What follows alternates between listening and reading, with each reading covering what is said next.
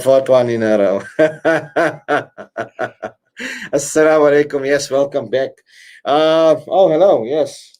Good evening. Can I help you? How are you doing, sir? It's time for the Formula One segment. Yes, we're coming to you live from the headquarters of Salam Media in Johannesburg. And guys, on Facebook, on YouTube, on the Salam Media app, on the TuneIn app, wherever you are in the country or the globe, we are with you and we acknowledge you. Itaola. Yes, this guy, Yusuf Saib, a Fundi of Formula One, a correspondent here at Salam Media. Me, I'm just the glue that keeps it all together. I'm your host, Faraz. Yes, now it's time for the Formula One segment, and we want, obviously, you to take a look at this clip about the Azerbaijan Grand Prix that took place last week.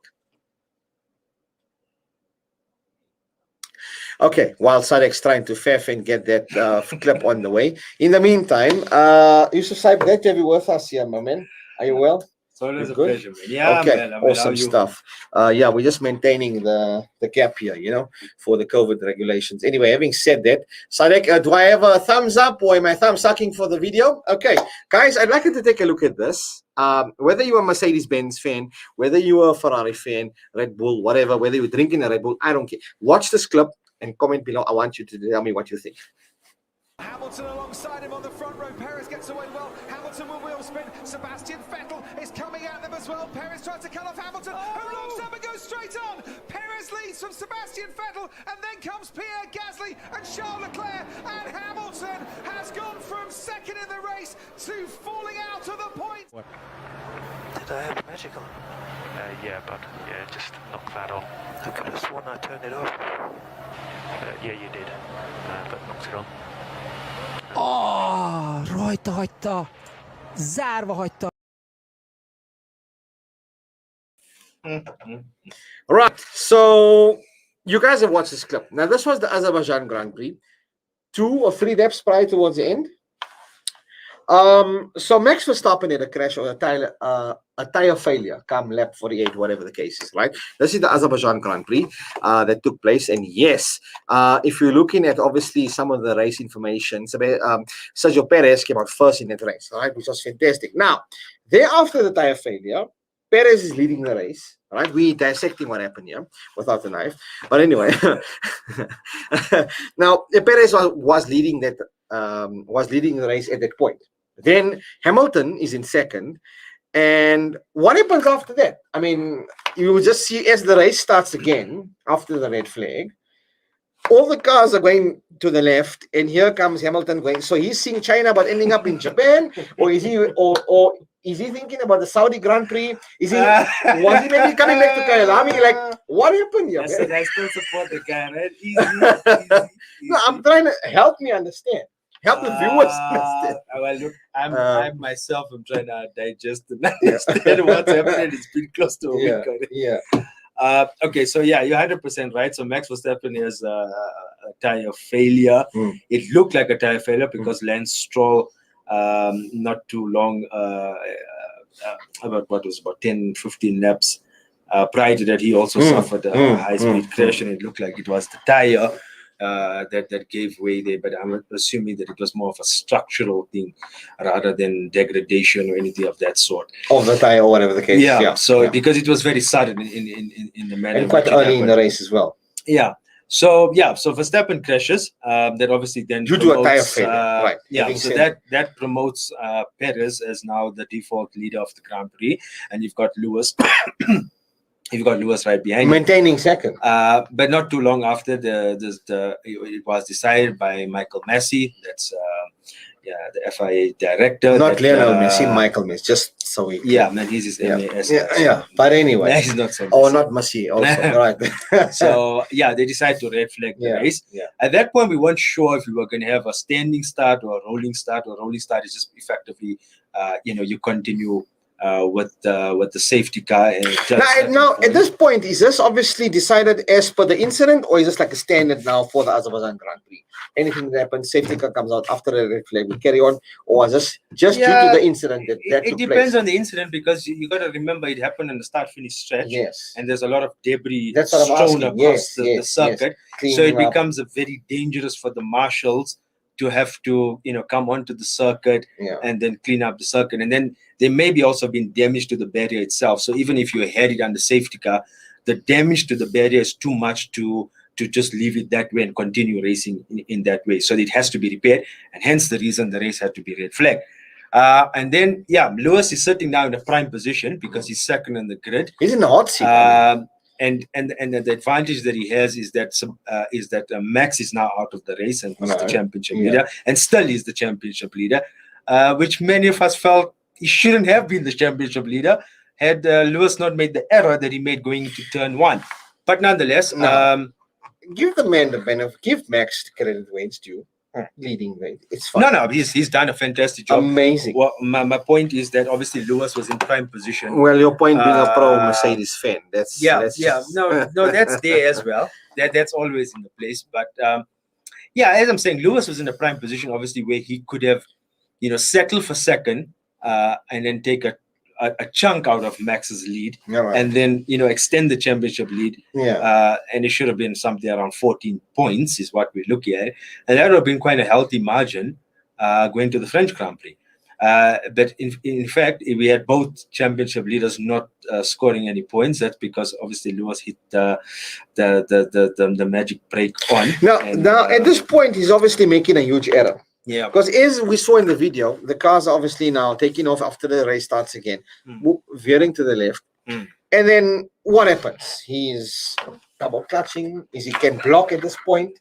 Is he going hoonigan? Yeah, so the what happened here? So Mercedes obviously have that the magic brake switch, right? And that switch is just basically it's a tool for the drivers in order to get the brake to get heat into the brakes. Obviously, with Formula One cars, everything works. I think you need that magic brake because the drive to the studio was quite intense. Yeah, it was quite hot. Luckily, my switch was on; it wasn't off.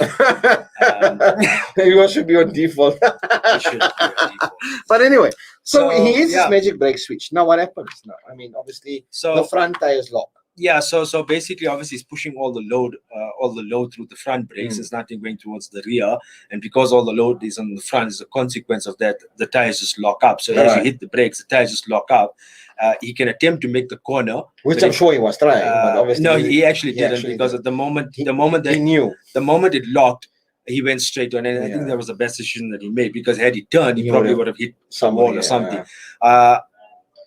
You run wide and live to fight another day, and unfortunately for him, there's only 2 laps. But to the go. amount of points now, I mean, irrespective of the laps left. Yeah. Thereafter, we see Sergio Perez, obviously, with his first Red Bull win. I mean, congratulations. Well done, Sergio, man. Well Perez. But Vettel, Aston Martin, wow. So let me tell you something about Sebastian Vettel. He actually has always gone very well at the Baku circuit. For some reason, it's just him and that circuit, irrespective of the team that he's been in. There's just the circuit that he's just shown on. He just comes alive in that circuit.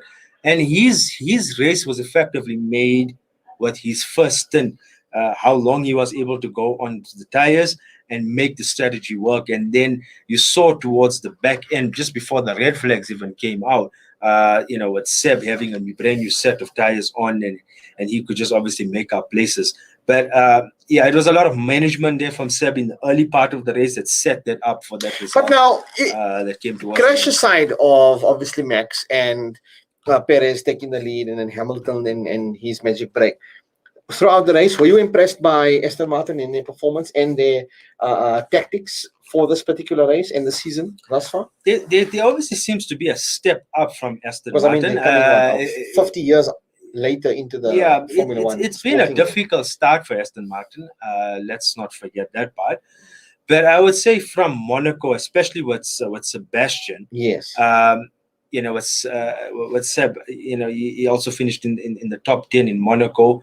And then obviously he's got the P2 finish now at Baku. So he seems to be understanding the car, and it's all about unlocking the potential of your car, isn't it? Because if a driver is not comfortable with the car and is not able to unlock the car and is not able to get the most out of the car, not using the brake switch, accidentally, then you will have obviously errors and you use as Valtteri Bottas as a classic example, where this particular weekend that went past, he just wasn't at one with the car. and hence, you know, he qualified. I mean, 10th. he came out, I think, about 12th. He Yeah. finished 12th. Yeah, he qualified 10th, so he actually went backwards in the Yeah, race instead of yeah, going forwards. And that's actually quite a surprise because he's in a Mercedes, you know. And he may not have been the fastest car there that weekend. I would still say arguably the Red Bull was much quicker, especially through the middle sector. Although Mercedes were punching a huge hole through the air on the pit straight, you know, they obviously had a less downforce on Lewis's car, so he was able to get a higher top end. But in that middle sector is where Lewis just couldn't live with Perez, isn't it? He was just losing around 4 to half a second. And like I said, you know, you use Valtteri as your classic example. He just wasn't at one with the car. And that's a classic example where you can have a great car underneath you, but if you're not able to unlock the speed from it as a driver in terms of how you work with your engineers and your mechanics and so forth, then you're going to get quite disappointing results like that. Now, obviously, looking at Sunday, the Canadian. Last year, the Canadian Grand Prix really was amazing. I enjoyed it, but rather, sorry, the French. I think it's been moved. Is it? That's moved? right. Yeah. Sorry, I'm making a mistake here. The 13th. Obviously, I think it's now the French Grand Prix.